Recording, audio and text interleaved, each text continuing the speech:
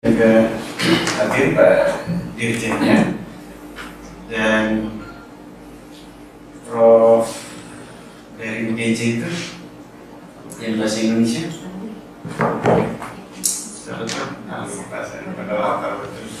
Itu dari UGJ, Wiswagati Cirebon. Saya yang jadi moderator waktu itu. Ya, ada hal yang menarik seperti yang disampaikan oleh teman-teman ini. Bagaimana kaitan kurikulum 2013 dengan kondisi kekinian yang sekarang terjadi, pandemi COVID-19? Apakah kemudian kurikulum 13 itu harus terus dipaksakan atau kita menggunakan kurikulum yang lain?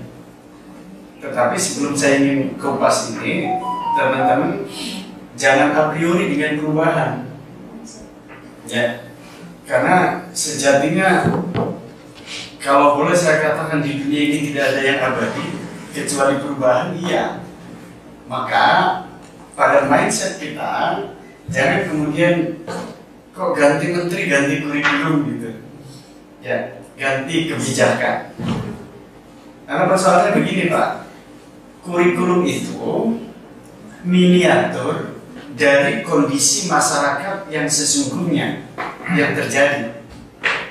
Jadi logika kita akan kita bangun kalau kondisi masyarakat sedemikian cepat perubahannya, kemudian kurikulum yang diajarkan dalam konteks perencanaan pembelajaran yang mikro di kelas tidak berubah, maka nanti apa yang disampaikan oleh guru, oleh dosen di kelas itu out of date, tidak relevan, tidak nyambung dengan apa yang terjadi sejatinya di tengah-tengah masyarakat. Apa yang kita pelajari begitu keluar di tengah-tengah masyarakat nggak nyambung sama sekali, sehingga kemudian kita tidak siap untuk bekerja, atau bahasa Profesor Wardiman itu, mantan Menteri Pendidikan itu, tidak link and match, tidak nyambung ya dengan apa yang dipelajari di kelas, di ruangan belajar, dan apa yang terjadi di tengah-tengah masyarakat. Oleh karena itu bagi saya perubahannya harus, ketika harus dipertanyakan kemarin apakah kita kukuh dengan kurikulum 2013, ternyata oleh Ketua Komisi 10 ditawarkan bukan kurikulum 2013 yang harus kita pakai, karena sejatinya kondisi sekarang berbeda Pak, jauh dengan apa yang tercantum di kurikulum 2013 K13 itu, sehingga penawarannya adalah kurikulum adaptif, ya. Dan kurikulum adaptif ini harus segera dikeluarkan kebijakan, termasuk tadi itu pedomannya yang dilakukan oleh pemerintah, sehingga apa yang kita lakukan tidak parsial, tidak sendiri-sendiri gitu, ya. Karena kita kan kurikulumnya dari KPSP berubah menjadi kurikulum 2013 itu kan sentralistik kembali. Kalau waktu KTSP itu kan ada kurikulum inti dan ada kurikulum muatan lokal. Seperti di Cina itu perusahaan di daerah tertentu, di distrik tertentu itu menitipkan kurikulum ke lembaga pendidikan tinggi yang ada di situ atau di sekolah yang ada di situ. Harapannya kalau kemudian luaran dari sekolah itu nanti bisa juga diserap ke perusahaan yang ada di daerah itu. Itu yang pada KTSP ada kurikulum inti, muatan inti, dan ada muatan lokal, ya. Sehingga sistemnya itu dulu ada school based management, ya, MBS itu. MBS itu kan konteksnya memberikan otoritas penuh kepada sekolah, karena sekolah yang tahu persis dengan kondisi yang ada di lingkungannya masing-masing. Jadi ini untuk masih ingat, saya urut tadi. Jadi yang sekarang ditawarkan artinya kurikulum adaptif Pak. Kurikulum adaptif itu ya bagaimana kita bisa mengadaptasi kondisi kekinian. Rasanya kalau kita kemudian kukuh dengan K13, PJJ yang kita lakukan kan nggak ada Pak di kurikulum 2013. Tetapi kemarin di awal saya sampaikan ketika ketemu itu, pandemi COVID-19 memaksa kita yang 2-3 bulan itu kemarin supaya kemudian kita bisa berselancar dengan kondisi kekinian, baru bisa menerapkan pendidikan yang virtual yang kita gunakan, Zoom meeting atau meeting Zoom, kemudian Google Classroom, apalagi dan berbagai jenis media sosial yang bisa kita gunakan dalam pembelajaran. Tapi COVID-19 itu memaksa kita 2-3 bulan seperti kita tidak bisa renang, tapi bahasa Indonesia itu dijongkokkan, dijoroki ke kali, lalu kita nggak bisa renang, tapi karena supaya sampai ke tepian sana, sekuat tenaga kita ingin sampai selamat sampai di pinggir sana lah, seberang sana. Ya, dan itu COVID-19. Jadi ada semacam blessing in disguise. Ada apa ya blessing in disguise itu? Ada hikmah yang tersembunyi di balik segala peristiwa yang terjadi di kita itu. Ya, termasuk dalam konteks pembelajaran. Diskursusnya memang sekarang kan tiga teori yang muncul di era pandemi ini dalam konteks pembelajaran. Pertama yang pesimistik, yang menganggap bahwa COVID-19 ini kasusnya ternyata semakin naik kan. Saya pernah nulis di Radar itu prediksi saya pada angka 8.000 Pak. Baru kemudian kasus ini akan melandai dan kemudian selesai. Tapi realitasnya kan enggak. Semakin naik, bahkan muncul klaster-klaster baru. Klaster kantor, klaster perkuliahan, mudah-mudahan dari kita, klaster apa lagi perusahaan, ya dan seterusnya Pak. Jadi malah semakin naik sehingga yang menganggap pada teori pesimistik ini ya sudah pembelajaran harus dilakukan dengan cara digital, dengan cara virtual, dengan cara online, gitu kan? Seperti yang sekarang terjadi itu, ya PJJ jarak jauh, walaupun kemudian keefektifannya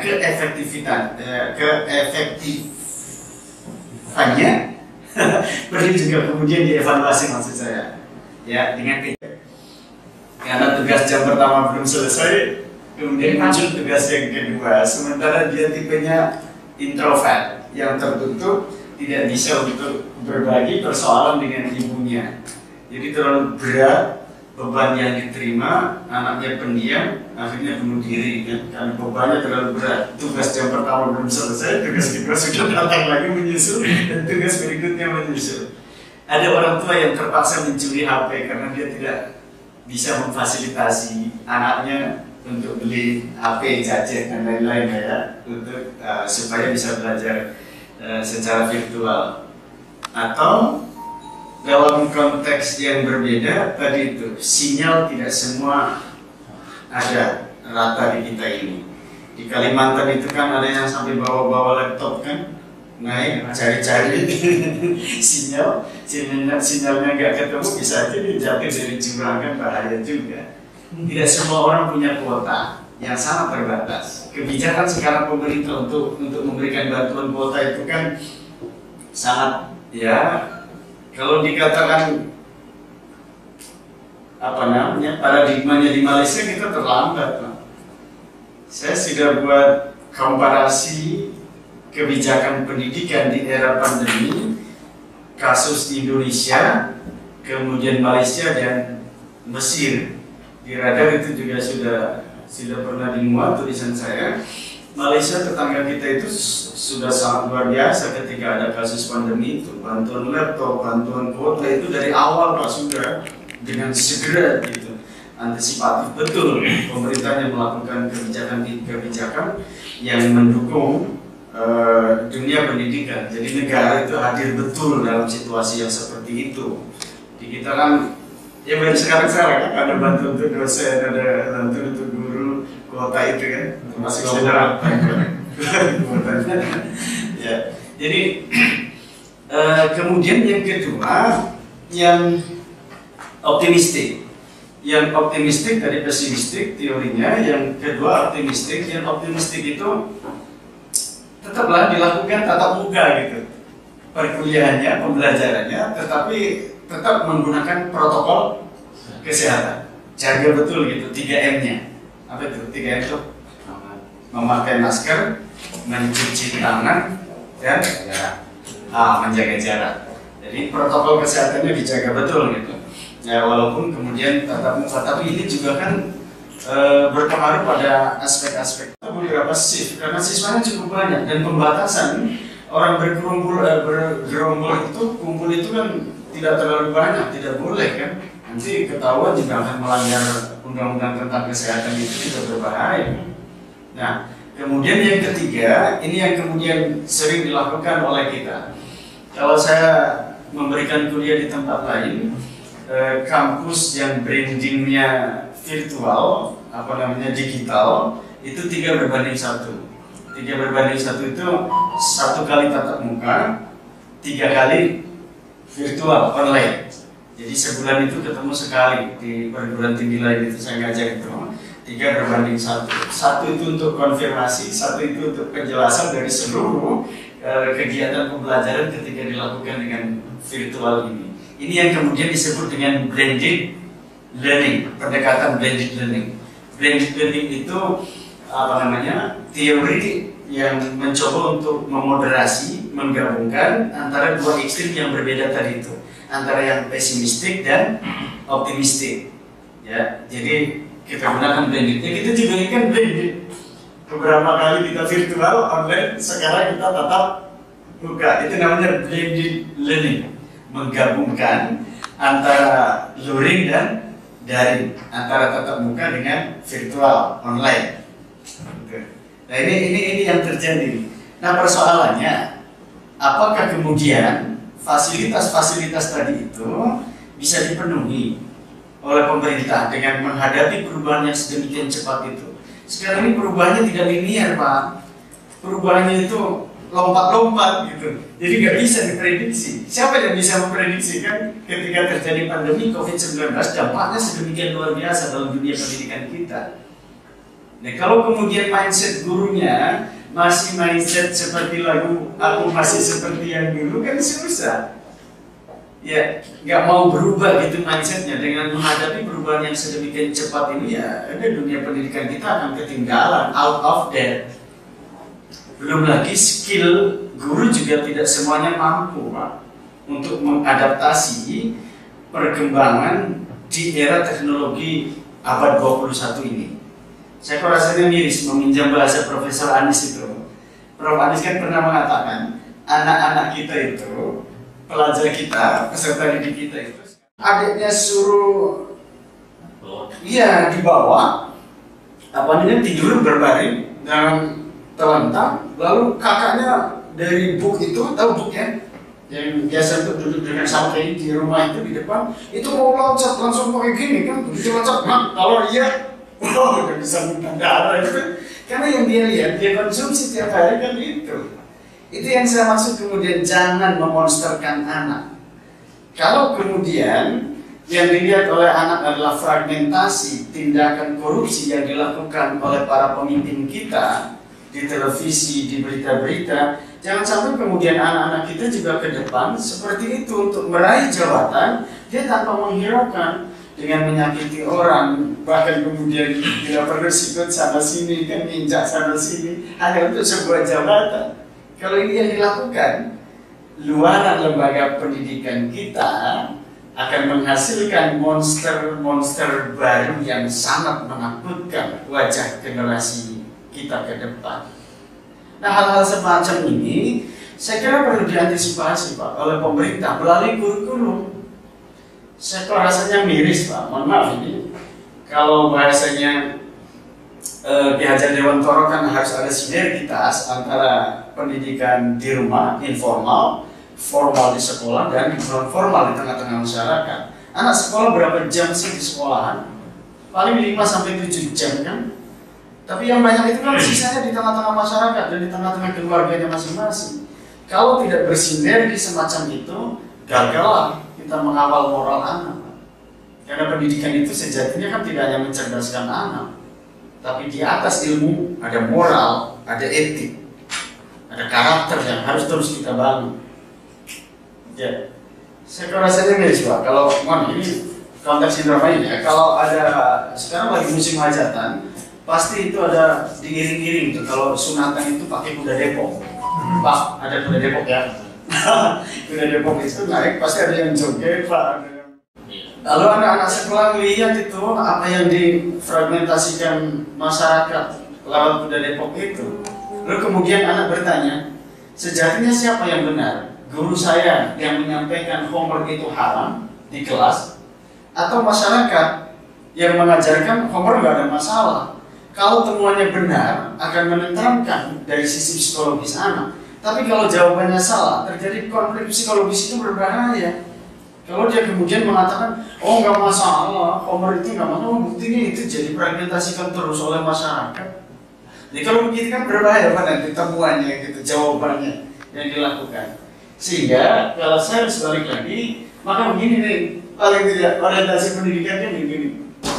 Tidak hanya pikir, literasi ya untuk mencerdaskan dari sisi otak kita, tapi olah hati juga penting kan. Makanya pembelajaran itu pendekatannya head untuk mencerdaskan, head skill kita, keterampilan kita, tapi juga sentuh hatinya.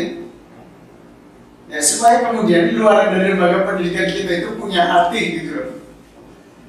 Maksudnya kemudian politik kalau dan ekonomi krisis konsultansi Hong Kong menempatkan kita menjadi negara terkorup di Asia, itu kan nggak punya hati kan, menyakiti hati rakyat gitu. Ya. Apalagi masyarakat transparansi internasional masih menempatkan kita menjadi negara nomor 6 terkorup di muka bumi ini. Itu kan artinya nggak punya hati. Dan kalau parameternya adalah luaran pendidikan, maka disebut gagal lembaga pendidikan itu dengan menghasilkan tadi dalam tanda kutip ya monster-monster baru itu. Maka bagi saya kurikulum itu harus berubah, Pak. Walaupun kemudian kita dibawa agak keteteran, gitu. Guru private terus ganti maling gitu kan. Yang satu ini belum pada tahapan yang terselesaikan dengan bagus, masih terbata-bata, kita membacanya berubah lagi. Ya, dan itulah tuntutan kondisi sekarang. Maka kalau bahasa Imam Ali itu alimu auladakum ghairu ma'ulimtum fa innahum khuliqu li zamanin ghairu zamanikum.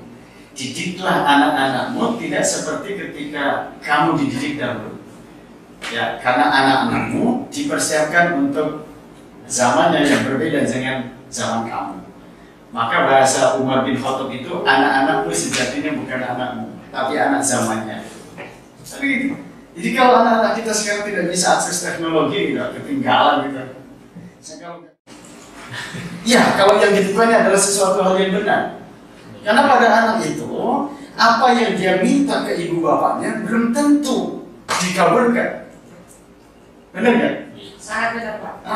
Tapi apa yang diminta oleh anak di laptop, di internet, di HP itu pasti dikabulkan. Game apa sih yang tidak ada di sini? Materi apa yang tidak ada di sini? Semuanya dikabulkan. Ya kan? Tanpa terasa kita sudah meyakinkan anak-anak kita ya. Dengan menganggap bahwa ini adalah segalanya untuk mendidik anak. Pada sisi karakter, pembangunan atau pendidikan karakter ini sangat mengkhawatirkan. Kalau kemudian anak dibiarkan untuk membuka ini seluas-luasnya, sisi lain tidak ada regulasi yang mendukung oleh pemerintah untuk dikeluarkan, memproteksi anak-anak kita dari sisi pendidikan karakter. Kapan saatnya untuk boleh diakses, kapan saatnya tidak boleh diakses, dan seterusnya. Kan nggak ada regulasi yang mengatur itu. Mohon maaf, jangan salahkan anak kalau kemudian anak membuka situs-situs seperti yang sekarang beredar. Diduga video gisa. Ini bahaya, jujur bahaya kalau kemudian. Jangan sampai kemudian yang dilihat oleh anak itu adalah tayangan-tayangan game online yang bermuatan kekerasan. Sebelum kita bisa akses bebas saja film kartun itu, penelitian di Surabaya, Pak, itu sangat bermuatan antisosial. Makanya saya ketika masih kecil, anak saya sekarang udah gede kan, kata saya ke ibu itu kalau hari Ahad dampingi anak. Karena ternyata film-film kartun itu banyak bermuatan antisosial. Satu persoalan itu sering diselesaikan dengan pedang, dengan tembakan, dan dengan penuh kekerasan yang lain. Kan begitu. Kan harusnya ada ruang lain yang bisa kita menyelesaikan persoalan itu dengan diplomatis, dengan dialog dan seterusnya lah ya, tidak harus dengan cara kekerasan. Tapi film kartun seperti itu Pak. Sekarang game online. Saya pernah melihat satu saat 20 sarana pendidikan kita berada di abad 19. Nah, kalau seperti ini terjadi, gimana? Kita akan ditinggalkan oleh anak. Pertanyaan kepada anak itu, materi yang disampaikan oleh guru, apakah lebih menarik dibandingkan dengan materi yang ada di internet? Selengkap apa yang disampaikan oleh guru dengan apa yang disampaikan informasinya di internet? Kan ini pertanyaan yang sejujurnya menantang kita. Jangan-jangan apa yang disampaikan oleh gurunya itu tidak selengkap apa yang anak serap di internet itu, di HP itu. Jangan-jangan ketinggalan kita membanggakan buku yang waktu kita kuliah di S1. Sementara anak-anak kita sekarang bisa mengeksplor dari HP, internet sedemikian bebas, kapanpun dan dimanapun. Jangan-jangan lebih pintar anak-anak kita, peserta didik kita dibanding gurunya. Kan ini pertanyaan-pertanyaan yang sejatinya juga menantang kita di era, di abad 21 ini. Tapi sebaliknya juga, teman-teman, saya kemarin webinar himpunan mahasiswa HMJ di sini, manajemen pendidikan. Saya dari rumah menyampaikan, tapi sebaliknya juga jangan meyatim-piatukan anak dan memonsterkan anak. Bahasa saya agak vulgar. Ketika kemarin ada mahasiswa yang bertanya, kok bahasanya luar biasa, Pak, vulgar sekali. Pendidikan itu bukan meyatim-piatukan anak dan memonsterkannya. Apa yang saya maksud dengan meyatim-piatukan anak? Sekarang, dengan pendidikan yang berbasis virtual, berbasis online, anak dengan bebas untuk menggunakan HP-nya. Ketika di rumah, kemudian ibu bapaknya, apa ya, bahasa Indonesia itu oleh orang bu, gitu, dibiarkan anaknya dengan gadgetnya masing-masing, dengan apa namanya, pos dan seterusnya. Dengan begitu, kemudian saya bisa. Walaupun usia saya enggak di atas rata-rata, tapi saya bisa gitu mungkin. Karena saya nggak mau untuk malu untuk bertanya itu, selalu tanya. Ya, di samping juga estetika ya, keindahan, kemudian juga olahraga ya, olahraganya. Saya nggak bagus juga kalau kemudian generasi kita sakit-sakitan kan. Kalau sakit-sakitan terus nanti kalah saing nanti dengan SDM yang lain cek-cek terginas ya. Bahasa apa itu, Nabi itu punya ciri, kalau Bambang Tring menyebutnya fasad plus i.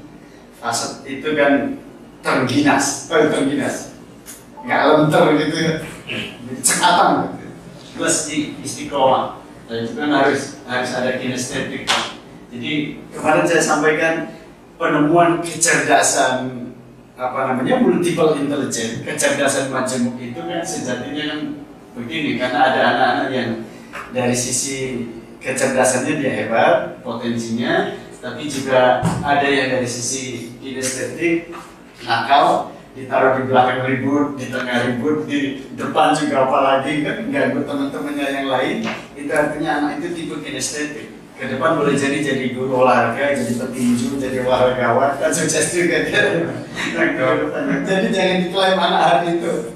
Anak-anak itu sekarang banyak siswa saya sekarang hebat-hebat gitu. Ketika saya ngajar SMA kok biasa aja, begitu keluar dari perguruan tinggi dia hebat. Saya lihat berteman dengan saya itu luar biasa hebat. Jadi jangan anak melihat pada masalah. Nah, kemudian dari sisi waktu tadi sudah kita bahas, ada jangka pendek, jangka menengah dan jangka panjang. Lalu kemudian dari sisi pelaksanaan jangkauannya ada yang makro, meso dan mikro. Yang makro itu pada tataran kementerian negara, yang meso itu bisa dari sisi apa ya? Ya tingkat provinsi lah ya, meso itu ya pertengahan. Kalau mikro itu ya di sekolah kita itu, perencanaan yang kita buat di tingkat sekolah itu, yang kemudian dalam bentuk RPP oleh gurunya, ya. RPP-nya luar biasa oleh Mas Menteri, sekarang disederhanakan selembar aja, jangan banyak-banyak. Bukannya gundul, Pak. Masa selembar aja nanti kan dibuat itu, bahasa Roma Irama itu terlalu. Mana RPP-nya? Ada Pak, coba lihat. Jatuh Pak. Masyarakat yang perubahannya sedemikian cepat. Tinggal persoalannya bagaimana pemerintah membuat regulasi yang terhitung sesuai dengan perkembangan zaman. Kalau kita kukuh dengan K13 saja udah out of date Pak. Maka yang harus dilakukan adalah kurikulum adaptif itu. Kemudian perencanaan pendidikan, mana ya? Nah, saya besarin ya.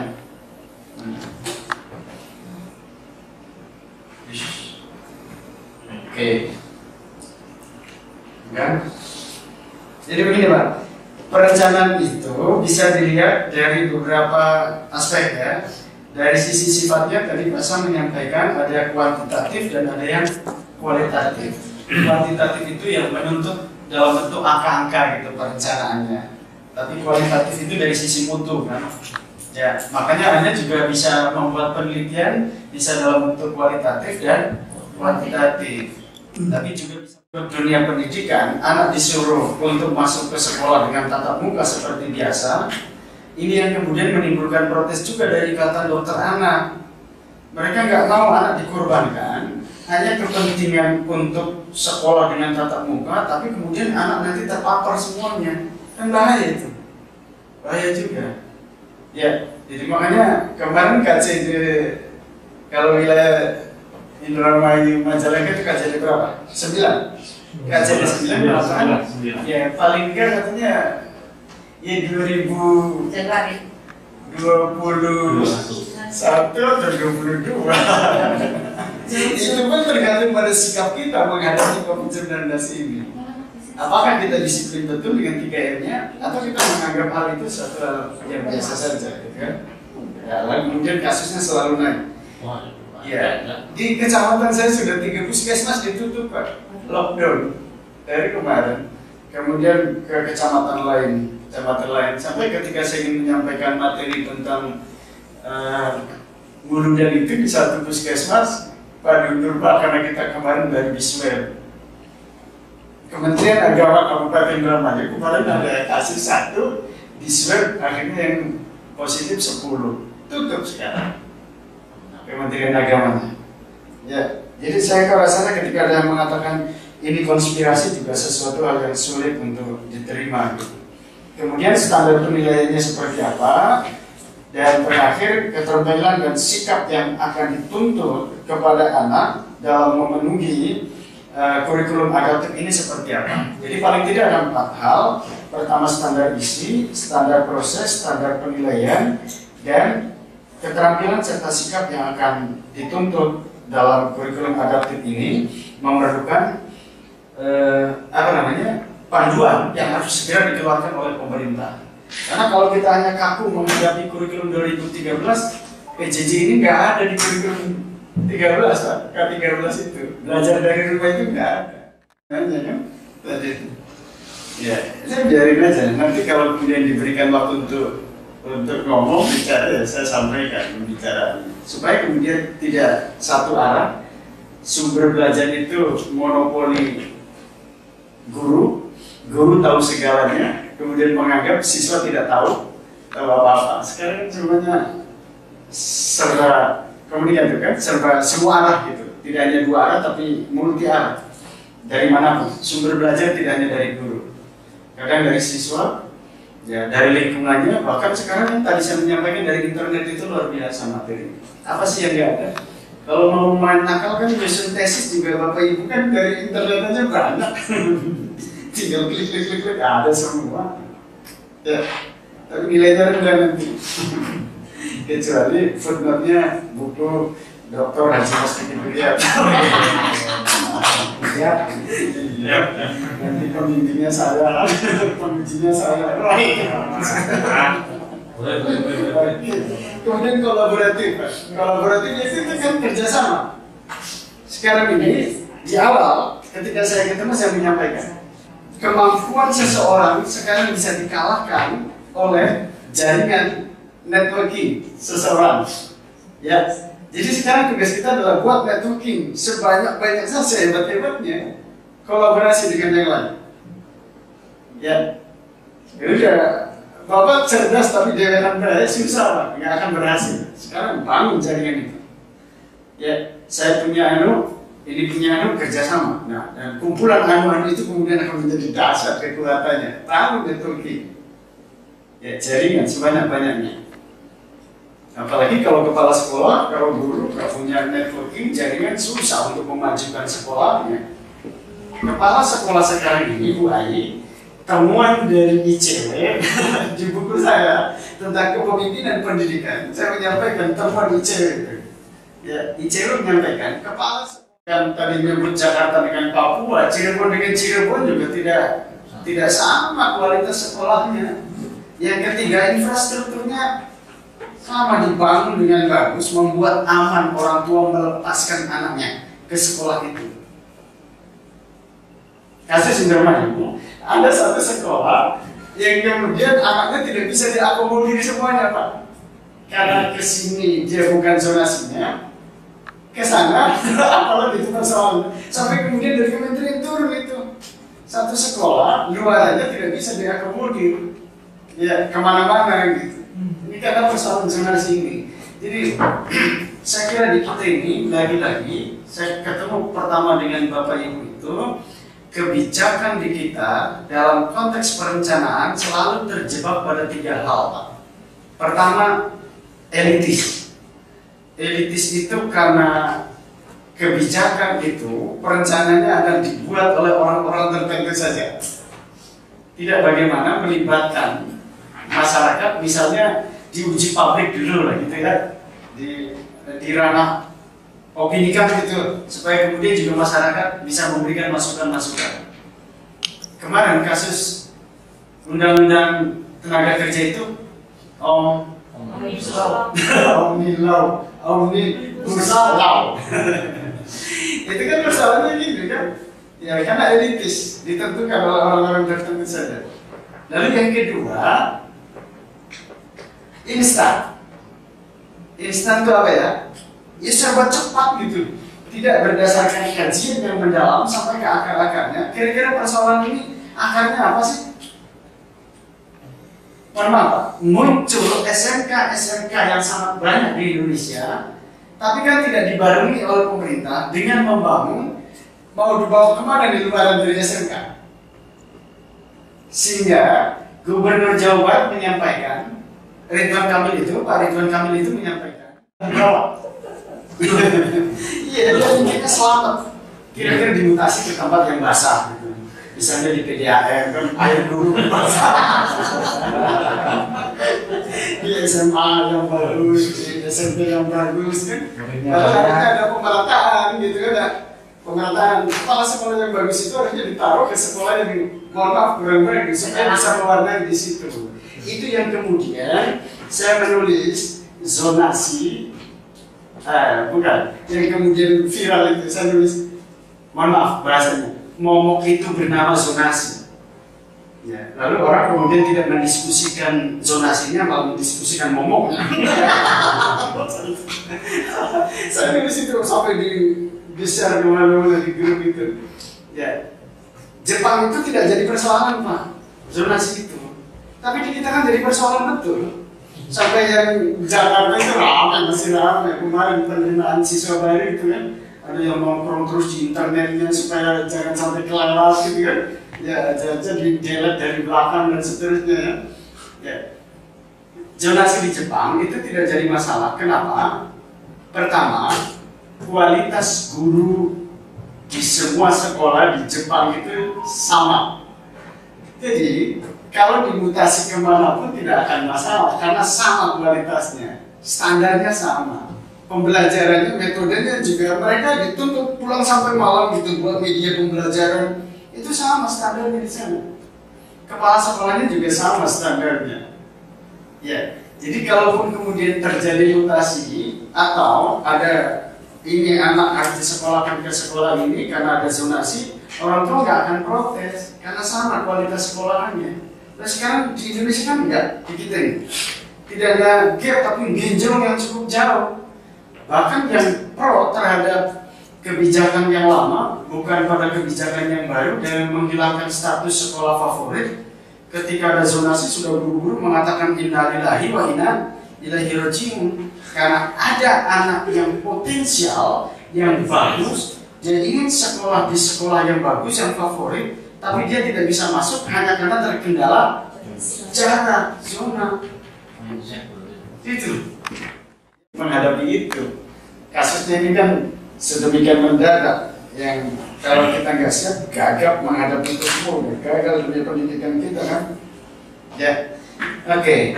Ini pada abad 21 ini yang dituntut pada kurikulum itu, terutama pada aspek anak, ada critical thinking yang dituntut itu, Pak. Abad 21, jadi bukan low order thinking, tetapi sudah pakai HOTS kan, high order thinking skill. Jadi harus pertama itu bukan hanya sebutkan gitu kan, nanti di RPP Ibu Ayu itu jelaskan, itu udah ketinggalan. Sekarang sudah harus pada tahap critical thinking.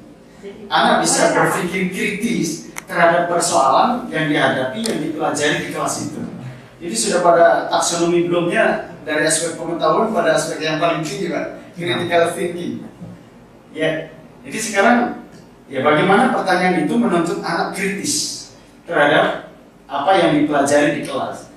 Jangan lagi hanya sebutkan, jelaskan, itu udah law, itu paling rendah itu. Itu mah di SMP, Pak. Nah. Di RA mah nggak ada Ya menjelaskan. di RA juga kira-kira anak berpikir kritis seperti apa lah pertanyaannya kan? Kan tidak harus jawaban itu kur. Kalau jawabannya apa ibu kota Indonesia, pasti jawabannya kur kan? Apa jawabannya? Jakarta, semua kan menjawab. Ya, ibu kota Indonesia apa? Pasti jawabnya Jakarta. Tapi coba dibalik, kenapa Jakarta menjadi ibu kota Indonesia? Jawabannya pasti sama apa enggak? Enggak. Pasti berbeda dengan pengetahuannya masing-masing kan? Jadi kira-kira didesain sedemikian rupa pertanyaan itu menuntut anak berpikir kritis. Lalu yang kedua komunikatif.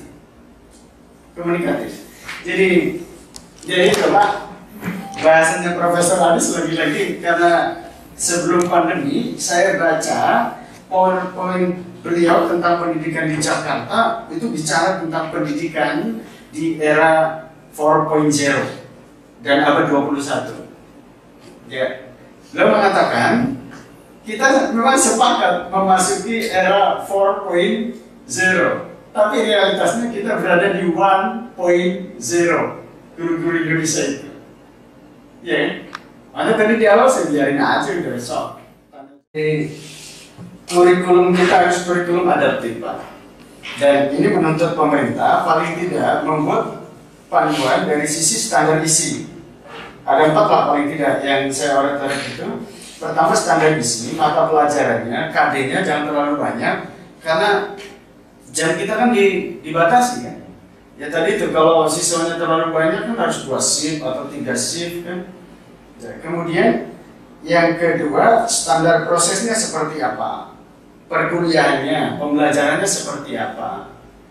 Ya itu kan proses pembelajaran juga harus diatur. Apakah tadi dengan teori yang pesimistik, optimistik, atau kemudian blended learning yang mengkolaborasi antara dua pandangan yang berbeda tadi itu. Lalu kemudian dari sisi standar penilaiannya, ada mahasiswa saya itu Pak di tempat lain yang dia penilai pendidikan non formal dan PLS, atau beberapa guru yang di SD itu saya kok salut betul. Ketika ada kasus itu kemudian saya angkat, ada kasus siswa yang bunuh diri, dia mengatakan, Pak, mohon maaf, saya tidak hanya memberikan tugas kepada anak ketika pembelajaran itu. Selesai menyampaikan materi, ada tugas sedikit, lalu kemudian keliling Pak, keliling ke beberapa siswa yang ada di rumahnya masing-masing itu untuk memantau apa yang disampaikan itu paham apa tidak gitu kan, kemudian tugasnya dikerjakan apa tidak gitu, dan seterusnya. Ini kan hebat sekali, nggak lepas hanya menyampaikan tugas lalu kemudian kita ketemu lagi minggu depan dengan tugas lagi yang baru, berikutnya seterusnya dan seterusnya begitu gitu. Jadi dia keliling Pak. Hebat itu. Saya juga keliling. Itu maksud saya, hal yang harus dilakukan oleh guru kita sekarang, kita yang coba untuk ngalah. Ya, karena begini Pak, kan ada banyak teman-teman yang berharap kenapa sekolah nggak masuk gitu, sementara pasar rame, ya di tempat-tempat lain rame kantor gitu. Tapi anakku nggak boleh masuk sekolah, Pak. Kebijakan di bidang pendidikan ini kebijakan yang paling akhir.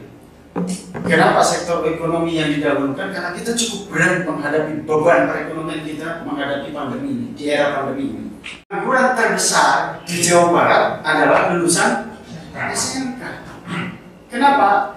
Kita melakukan pendekatan ketenaga kerjaan dengan membuka SMK sebanyak-banyaknya, tapi kemudian tidak dibuka ruang mereka untuk bekerja di mana. Berbeda dengan di Malaysia. Malaysia itu kalau ada investor, MOU-nya pasti investor datang 30% pekerjanya harus dari dalam negeri. Dengan demikian maka itu mulai kata gitu kan, karena banyak investor masuk 30% pekerja dari dalam negeri. Jadi malah sekarang agak kekurangan dari dalam, kemudian maksudnya masih ada dari Indonesia yang bekerja ke sana ya. Lulusan SMK. Sekarang kebijakan lagi yang baru di Malaysia, pekerja itu lulusan SMA, SMK itu harus paling tidak D3 bekerja itu. Kalau tidak punya duit, dibiayai oleh negara. Kalau dia sudah bekerja, baru dibalikin secara berangsur ke negara. Kan hebat sekali. Sehingga nanti ke depan pekerja itu lulusan D3. Apa ini bukan merupakan satu ancaman bagi kita yang lulusan SMK? Nanti lulusan SMK sementara di sana syaratnya harus D3, diakomodir nggak? Enggak. Susahnya kita ini. Sudah susah cari pekerja, lalu kemudian pekerja asing datang ke kita. Awalnya mereka yang ahli, pekerja ahli untuk ahli teknologi. Tapi realitasnya berbondong-bondong pekerja kasar datang dari negeri. Ya Pak. Saya takut. Ya dari sana datang semuanya ke sini kan, pekerja kasar. Padahal kita masih banyak pekerja kasar. Berdayakan masyarakat kita menjadi tuan di negerinya sendiri. Ini yang saya sebut instan. Lalu kemudian yang ketiga terjadi distorsi. Distorsi itu apa? Terjadi penyimpangan. Kebijakan, regulasi yang dibuat sedemikian hebat dan mahal itu pada tataran implementatif seringkali terjadi distorsi. Terjadi penyimpangan. Ujian nasional itu regulasinya hebat kan? Dulu itu waktu ada ujian nasional, tapi di lapangan kan terjadi distorsi ya, pasal. Iyalah, siapa yang ngerjain soal? Ya. Jawabannya. Naik keren. Dibuat tim sukses. Iya. Istiqomah sambu berdiri masih kerja kesapan gitu. Formalitas. Pada akhirnya kemudian sekolah mengatakan guru-guru dan kepala sekolahnya, ayo negara mau pasang passing grade berapa? Saya tantang gitu.